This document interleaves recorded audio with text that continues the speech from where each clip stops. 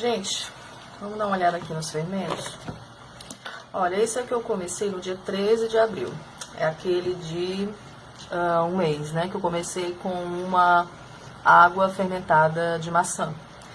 Não sei se vocês conseguem ver, assim. Ele tá com atividade, né? Ele tem umas bolhas, ele tem uma leve capa aqui por cima, que não é desejável. Mas como ele tá com muitas bolhas, eu sei que ele ainda tá bem, certo?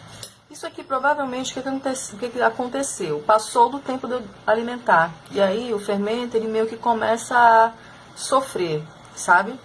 Ele é de 30 dias, né? A gente já tá...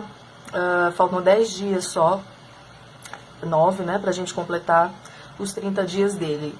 Ele vai ficando cada vez mais forte. E à medida que ele se fortalece, ele vai se alimentando mais rápido também. Mas olha, quando eu mexo, a gente vê que ainda tem bastante bolha, né? Indicando que ele tá bem, certo?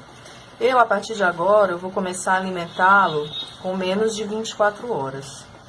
Eu acho que de 12 em 12 horas eu vou fazer esse teste, tá? Pra ver se ele para com isso. Bom, esse aqui é aquele que eu faço um descarte, né? Então, eu vou descartar uma parte dele em outro recipiente para manter só 20 gramas, tá bom? Um detalhe aqui, eu tô com 115 aqui, porque 15 é do potinho, ao todo tem 100. Então, como eu quero ficar com 20 gramas dele, quando terminar aqui, vai ter em 35, certo? Que é 20 mais as 15 gramas. Mas isso é só um detalhe. Bom, vamos lá, vou tirar aqui. Lembrando que com esse descarte, você poderia dar para outra pessoa, para ela continuar o fermento a partir daqui. Existem algumas receitas que se faz com descarte de fermento caseiro, tipo biscoitos, glicines. Eu vou pesquisar, porque eu nunca fiz, na verdade, eu só sei que existe. Eu vou pesquisar e mostro para vocês, porque quem estiver acompanhando, e como eu tiver dó de jogar tanta coisa fora, pode querer fazer, né? Aqui mais um pouco, mais um pouquinho.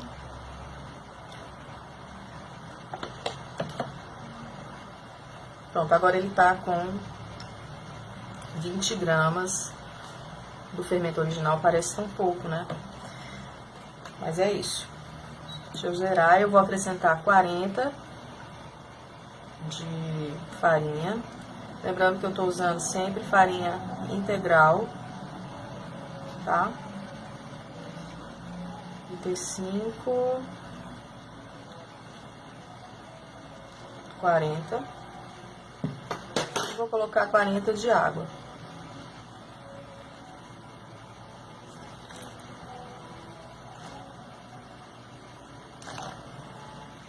Pronto. Volto a mexer bem, tirando o que tem na lateral, pra gente não deixar alimento dele grudado assim nas paredes do recipiente e faltar pro fermento, né? Então precisa estar tudo bem misturado. E também quando a gente mistura, a gente vai incorporando o ar ao preparo, que faz bem para ele também, porque ele está justamente ainda capturando os micro-organismos do ambiente. É interessante saber que o fermento, tem muita história sobre, né? O fermento que tem tantos anos, tantas décadas, não sei o quê. Sim, eles sobrevivem muito tempo se você alimentar direitinho. Mas ele nunca é o mesmo fermento de quando ele começou, tá? Porque sempre que ele começa a interagir com o ar, toda vida que eu abro esse pote, eu mudo de lugar o fermento, mudo de cidade, sempre que eu alimento ele com água ou outro componente, a farinha, isso tudo vai renovando o fermento. Então ele não é o mesmo fermento, não vai manter sempre as mesmas características. Mas é interessante preservá-lo porque se é uma coisa que nunca morre, né? Teoricamente, você cuidando bem. É legal do ponto de vista histórico e da tradição você manter seu fermento vivo o maior tempo possível. Esse é aquele que eu venho alimentando há, acho que já tem uns 10 dias hoje, acho que 9 na verdade.